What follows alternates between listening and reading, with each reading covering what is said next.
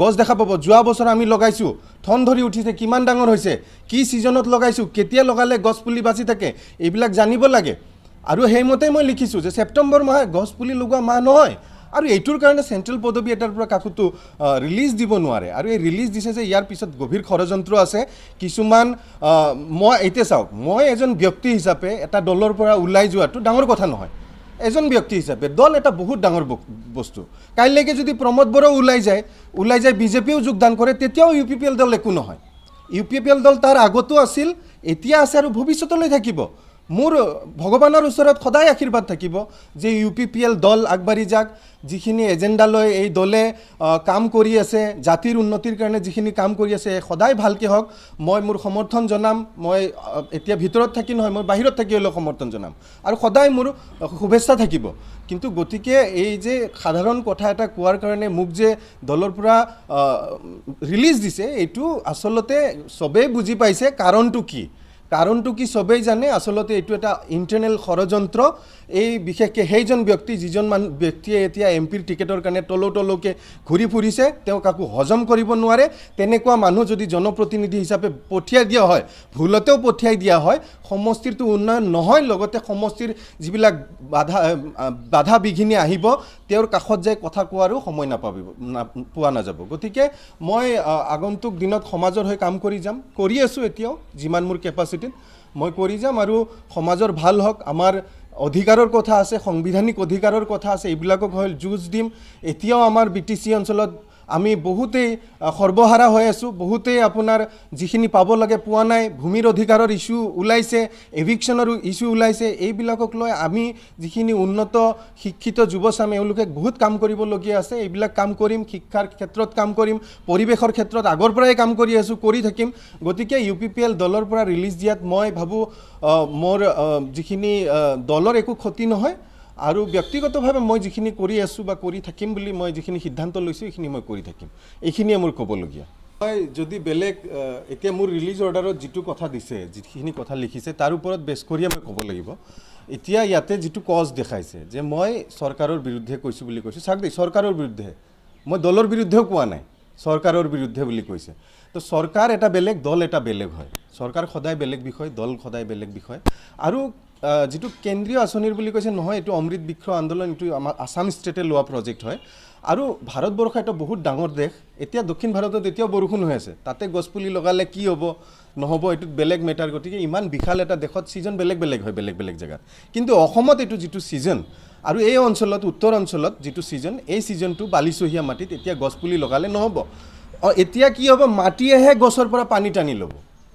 উল্টা গছক যদি আমি সেলাইন ফিটিং কৰি দিও তথাপি এতিয়া গছ জিয়াই নাথাকে কাৰণ মাটি ইমান শুকাই যাব এতিয়া এই যেটো ৰদ পৰিছে সন পৰা ৰদ এতিয়া সন পৰিব সব ফাগুন মাহিয়া বতৰ যেটো আৰম্ভ হ'ব জুই মাৰি দিলে জ্বলি যাব সব এনেকুৱা এটা পৰিবেশ এতিয়া অসমত আহিব সবেই জানে এনেকুৱা আমাৰ খেতিয়কসকলে বেছি ভালকে জানে এইটো এতিয়া গছপুলি ৰোৱা সময় নহয় আপোনাৰ যাদৱ পায়েং ডাঙৰীয়া খুদিলে হল যাদৱ পায়েং ডাঙৰীয়াটো কয় সিজন আহিলে অসমত নিজে গছ হয় যেতিয়া বৰষুণ পৰে ধাৰাসাৰ এইটো এপ্ৰিল মাহ জুন জুলাই মাহ পাৰ হৈ গ'ল এইটো এতিয়া খৰাং সিজন এতিয়া গছ পুলিৰ মাটিৰ পৰা গছ পুলিয়ে পানী টানিব নোৱাৰে তাতে আকৌ নতুনকৈ লগোৱা গছ উল্টা মাটিয়ে এতিয়া গছ পুলিৰ পৰা পানী টানি ল'ব চাব দুদিন পিছত আমি যাই যদি চাম আজিয়ে আপোনালোকক মই লগত লৈ যাব খুজো য'ত গছ পুলি প্লেন্টেশ্যন হৈছে গছ পুলিবিলাকৰ আপোনাৰ অৱস্থা দেখা দিব পাৰিম গছৰ পুলিৰ পাত শুকাই যাব লেৰেলি যোৱা বাদ দিয়ক শুকাই যাব কেনেকুৱা ৰদ পৰিছে এই ৰদত আমি বাহিৰত থিয় হৈ থাকিব নোৱাৰো তো এইটো এনেকুৱা কথা আৰু বাকি সংবিধান বিৰোধী কথা দলৰ যেটো লেটাৰ মোক দিছে ইয়াতে সংবিধান বিৰোধী কথা নাই মই সংবিধানখন নিজে ড্ৰাফটিং কৰিছো UPPL দলৰ তো ইয়াতে চৰকাৰ বিৰোধী যেটো দিছে এই চৰকাৰ বিৰোধী কথা কোৱাৰ কাৰণে দলৰ পৰা ৰিলিজ দিছে তাৰ মানে এতিয়া আমি কিছুমান কথা সত্য কথা ক'ব নোৱাৰো মই যিখিনি কথা কৈছো সাইন্টিফিক অকল সত্যই নহয় আৰু চাক এজন শিক্ষিত যুৱক হিচাপে মই ক্ৰিটিক্যাল থিংকিং কৰি ক্ৰিটিক্যালি কথা ক'ব লাগিব নেগেটিভ চৰ্চা নহয় এটো নেগেটিভ চৰ্চা নহয় আমি যেটো কৰো এটো ক্ৰিটিক্যাল থিংকিং আৰু ক্ৰিটিক্যাল চৰ্চা আপুনি সত্য কথা কোৱাৰ কাৰণে UPPL দলে বহিষ্কাৰ কৰিলে নেকি সত্য মানে সত্য নহয় মোৰটো ফেকচুৱেল কথা কৈছো মই সত্যৰ ওপৰত গুছি যায় যদি ফেকচুৱেল সত্যটো ৰিলেটিভ শব্দ আপোনাৰ কাৰণে যেটো সত্য মোৰ কাৰণে এটো সত্য নহবও পাৰে কিন্তু মই যিখিনি কথা কৈছো এটো ফেকচুৱেল কথা ফেকচুৱেল কথা কোৱাৰ কাৰণে যদি কাৰোবাৰ কিবা প্ৰব্লেম হয় একচুৱেলি মই কৈছোঁৱে অলৰেডি যে এইটো এটা ষড়যন্ত্ৰৰ বলি হ'লোঁ মই মোৰ ক'ব লগা আপুনি শক্তিশালী ৰূপত কালাইখাওঁ বিধানসভাত আপুনি যুঁজ দিছিলে এজন জনপ্ৰতিনিধি হিচাপে আৰু BTC গোটেই BTRৰ যিখিনি সমষ্টি আছে গোটেইত আপুনি নিস্বাৰ্থভাৱে কাম কৰিছিলে ইতিমধ্যে আপোনাক মই UPPL দলৰ যিখিনি নিষ্ঠাবান কৰ্মী আছে তেওঁলোকে মোক কেতিয়াও বেয়া নাপায় মই ভালকৈ জানো আৰু মই তেওঁলোকক কেতিয়াও বেয়া নাপাওঁ আপোনালোকক আজি মিডিয়াৰ আগত মই কওঁ UPPL দলৰ যেতিয়া আমি জইন কৰিছিলোঁ প্ৰমোদ বড়ো মই একেলগে জইন কৰা একেটা তাৰিখতে জইন কৰা UPPL দল আৰু তাৰ আগতে UPPL দলৰ নিৰ্বাচনী প্ৰতীক চিহ্ন ছাতি আছিল ছাতি এতিয়া ট্ৰেক্টৰ আৰু ট্ৰেক্টৰটো যে ৰঙা ট্ৰেক্টৰ আৰু এই ট্ৰেক্টৰৰ ৰঙা ৰংটো কোনে দিছে জানে এইটো কামাল আজাদে দিছে ট্ৰেক্টৰৰ যিটো ৰঙা ৰং এইটো কামাল আজাদে দিছে এতিয়াও মোৰ লগত হাৰ্ড কপি আছে মোৰ লগত এতিয়াও যিটো মেইন কপি মোৰ কম্পিউটাৰত এতিয়াও আছে প্ৰমোদ বড়ো ডাঙৰীয়াই কৈছিল ট্ৰেক্টৰটোত ৰং দিব লাগে মই তেওঁক সুধিলোঁ ছাৰ কি ৰং দিওঁ প্ৰমোদ বড়ো ডাঙৰীয়াই অলপ এই গুৰুজী বা কিবা অলপ মানে এইবিলাক তেওঁ ক'লে মই গুৰুজীক সুধি লওঁ গুৰুজীয়ে কৈছে গুৰুজীক সোধোতে গুৰুজীয়ে কৈছে যে ট্ৰেক্টৰটোত ৰঙা ৰং দিব লাগে গতিকে তুমি ৰঙা ৰং দি দিয়া মই ট্ৰেক্টৰটোত তেতিয়া ফটো শ্বপিং কৰি ৰঙা ৰং দিছোঁ আৰু আজিৰ তাৰিখত আপোনালোকে UPPL দলৰ যিমান ফ্লেগ হওক পোষ্টাৰ হওক যিমান লাগি আছে তাতে যি ট্ৰেক্টৰটো দেখা পায় আপোনালোকে ৰঙা ৰঙৰ ট্ৰেক্টৰ এইটো মই দিয়া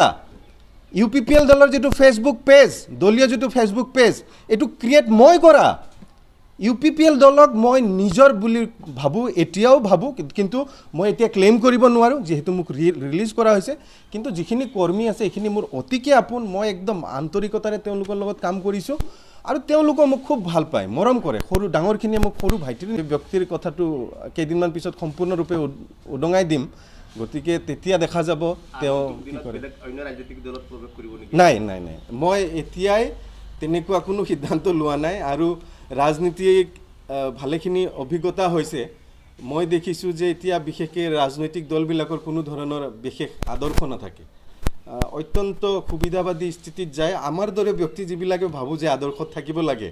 তেওঁলোকৰ কাৰণে অলপ ক্ৰিটিকেল হৈ যায় মানে স্থিতি থকাটো হ'লেও UPPL দলে তেনেকৈ বিশেষ যে নিজৰ স্থিতি সলনি কৰিছে তেনেকুৱা নহয় এতিয়াও ৰাইজৰ হৈ কাম কৰি আছে প্ৰমোদ বড়ো ডাঙৰীয়াই দিনে নিশাই কাম কৰি আছে তো চলি থাকিব এনেকৈ আমাৰ নিচিনা মানুহ আহিব যাব দল এটা বহুত ডাঙৰ বস্তু তাতে আমি যে বিশেষ কামাল আজাদ ওলাই গ'ল দলৰ বিশেষ কিবা ক্ষতি হ'ব তেনেকৈ ময়ো নাভাবোঁ আৰু এইটো ভবাটো উচিত নহয় দুৰ্ভাগ্য যে UPPL দলৰ যিটো আন্তৰিক আলোচনা বা ডেম'ক্ৰেটিক এটা ছিষ্টেম আজিৰ তাৰিখত ইমান ভাল নহয় যিমান হ'ব লাগে আলাপ আলোচনা খুব কম হয় সিদ্ধান্ত লোৱাৰ ক্ষেত্ৰত আৰু মই এইটো স্পষ্টকৈ ক'ব পাৰোঁ এতিয়া যি দলৰ হয় দলৰ কৰ্মীসকলৰ হয় যি ধৰণে চিন্তা কৰিব লাগে তেনেধৰণে চিন্তা কৰা নাই প্ৰমোদ বড়ো ডাঙৰীয়াই শান্তিৰ কথা কয় শান্তিও ৰিলেটিভ শান্তি ঠিক আছে তেওঁ যিটো শান্তিৰ কথা ক'ব খুজিছে যে অস্ত্ৰমুক্ত BTC গঠন কৰা এইটো হৈছে কিন্তু মানসিক শান্তিৰ ক্ষেত্ৰত যদি চাওঁ UPPL দলৰ কোনো এজন কৰ্মী মানসিকভাৱে শান্তিত নাই একেবাৰে ভুগি আছে কোনো ধৰণৰ গুৰুত্ব দিয়া হোৱা নাই তেওঁলোকৰ কথা শুনা নাই তেওঁলোকে যিবিলাক কমিটমেণ্ট ৰাইজক দিছিল এই কমিটমেণ্টবিলাক তেওঁলোকে নিজৰ গ্ৰাউণ্ডত কৰিব পৰা নাই ৰাইজৰ প্ৰতিশ্ৰুতিবিলাক পালন কৰিব পৰা নাই গভীৰ অশান্তিত আছে UPPL দলৰ কৰ্মীসকল প্ৰমোদ বড়োই যিটো শান্তিৰ কথা কৈ আছে তেওঁ যিটো শান্তিৰ কথা কৈ আছে ঠিক আছে সেইটো শান্তি সেই জেগাত কিন্তু যিখিনি মানুহ যিখিনি কৰ্মী যিখিনি নেতৃত্ববৃন্দ এইসকলৰ মন মানসিক অৱস্থা গভীৰ অশান্তিত গতিকে এইবিলাক বিষয়েও আমি চাব লাগিব কেৱল শান্তিৰ দোহাই দি মানুহবিলাকক অশান্তিত ৰাখিলেওতো নহ'ব তো শান্তিৰ কথাটো তেওঁ স্পষ্ট হৈ লওক ভালকৈ মই বিভিন্ন সময়ত মই স্পষ্টভাৱে এনেদৰে প্ৰমোদ বড়ো ডাঙৰীয়াৰ লগতো মই এনেদৰেই কথা পাতোঁ আৰু তেওঁ জানে কামাল আজাদে এনেকৈ কথা পাতে বুলি আৰু মই যে ফেচবুকত লিখিছোঁ প্ৰমোদ বড়ো ডাঙৰীয়া এইবিলাক সৰু কাৰণৰ কাৰণে কামাল আজাদক একো নকৰে মোক ভাইটিৰ নিচিনা মৰম কৰে মাতি নি ক'ব কামাল কি কৰি আছা এই নকৰবি এইবিলাক বুলি ক'ব এতিয়া এইটো আমাৰ যদি এই ব্যক্তিজন যিজনে MP টিকেটৰ কাৰণে তলকৈ ঘূৰি আছে তেনেকুৱা ব্যক্তি যদি হেড অফিচত বহি থাকে তেতিয়াহ'লেতো এইটো দলত আপোনাৰ শিক্ষিত যুৱক যুক্তিসংগত যুৱক ক্ৰিটিকেল থিংকিং কৰা মানুহৰতো জাগা নাই প্ৰমোদ বড়ো ডাঙৰীয়া স্পেচিফিকেলি এইটো মেটাৰত সোমাই বিষয়বিলাক চাব লাগিব তেওঁ অলপ এইবিলাকত হস্তক্ষেপ কৰিব লাগিব অন্যথা সময় দিয়ক প্ৰমোদ বড়ো ডাঙৰীয়া দলত আৰু এইবিলাক বিষয় চাওক আৰু অন্যথা এনেকুৱা ব্যক্তিৰ হাতত যদি এটা অফিচ এৰি দিয়া যায় এটা দল এৰি দিয়া যায় তেতিয়াহ'লে নিশ্চয় দলৰ কাৰণে ইমান ভাল নহ'ব ক্ষতিকাৰক হ'ব দলটো